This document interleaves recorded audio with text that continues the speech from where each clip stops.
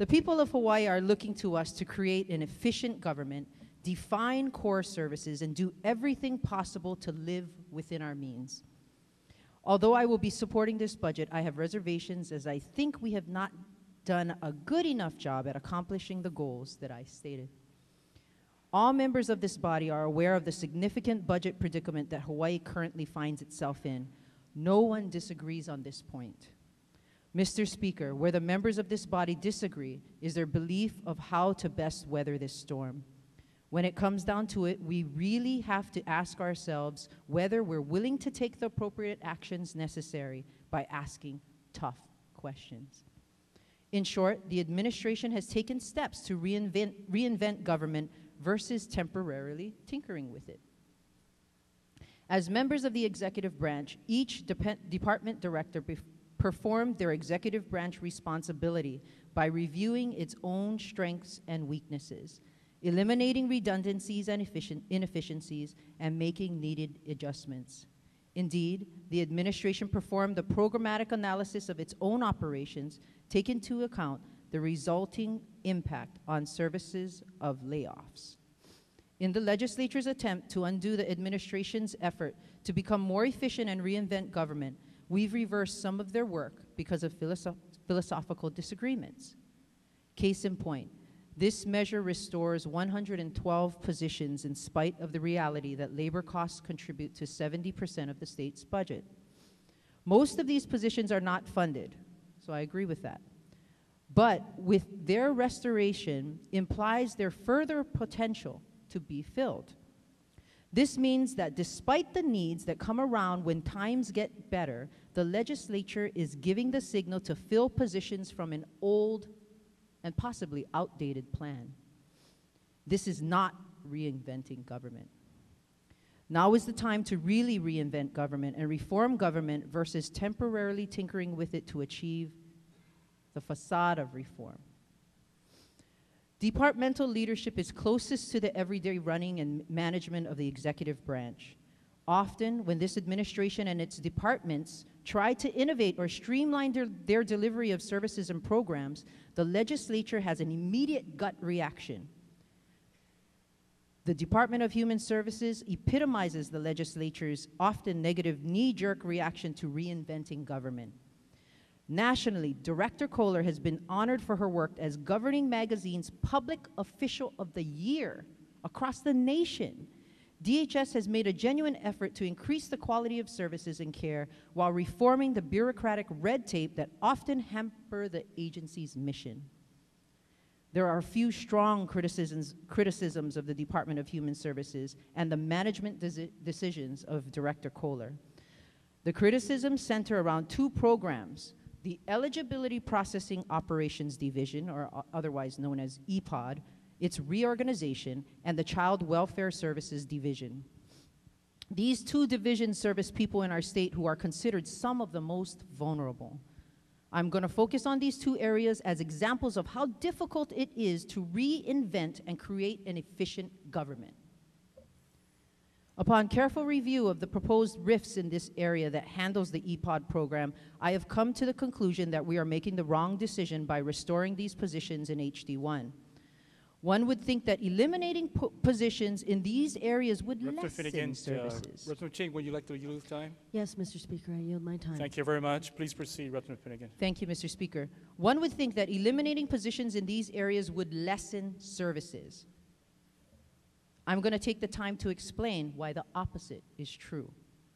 Over the weekend, I read the Program Access Toolkit for 2010 provided by the federal government, a guide for state agencies on improving access to Supplemental Nutrition Assistance Programs, or SNAP.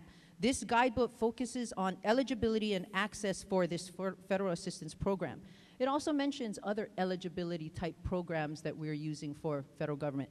2010, Mr. Speaker, this is under the Obama administration.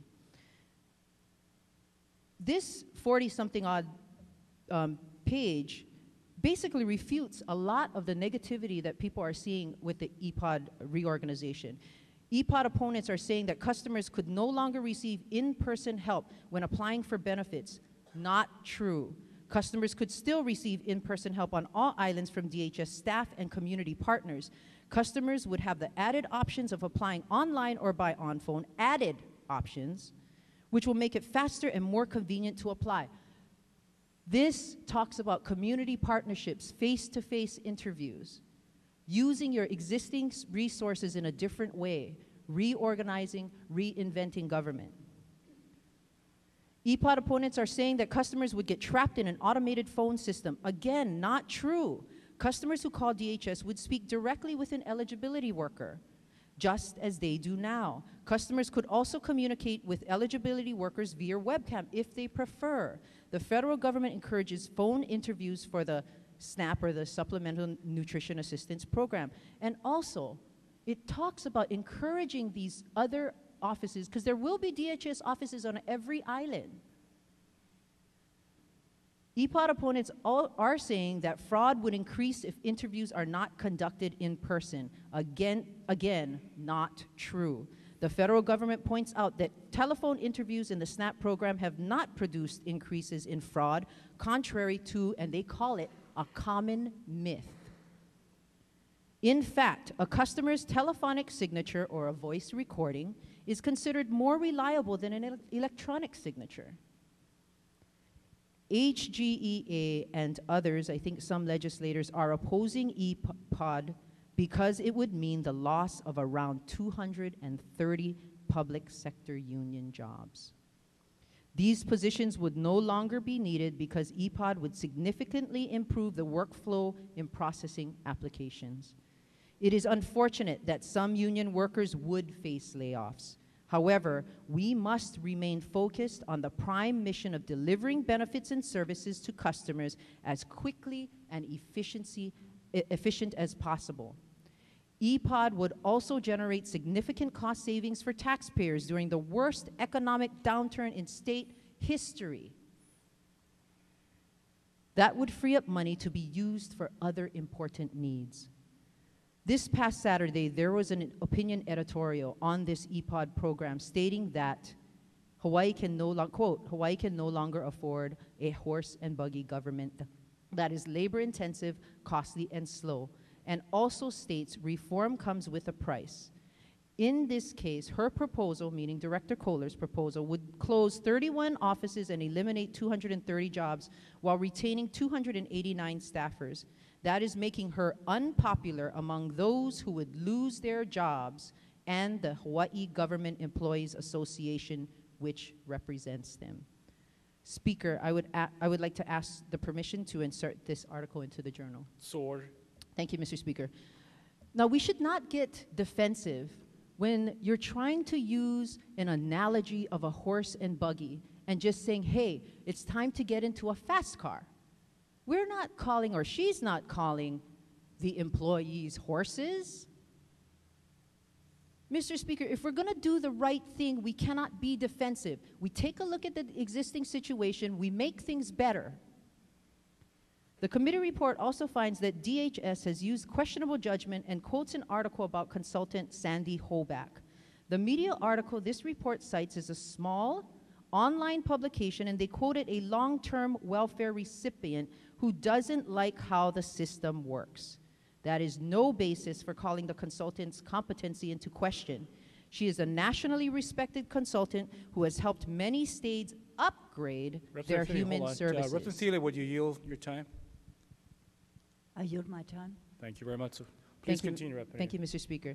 This consultant helped Director Kohler develop the See Hawaii Work, Supporting Employment Empowerment Program that was launched in 2005. Nearly 2,000 welfare recipients have participated, 921 completed their C assignments, and 783, or 85%, have successfully obtained unsubsidized employment, many of them for the first time in their lives, and are no longer on welfare rolls. Does that sound like a consultant that is making it more difficult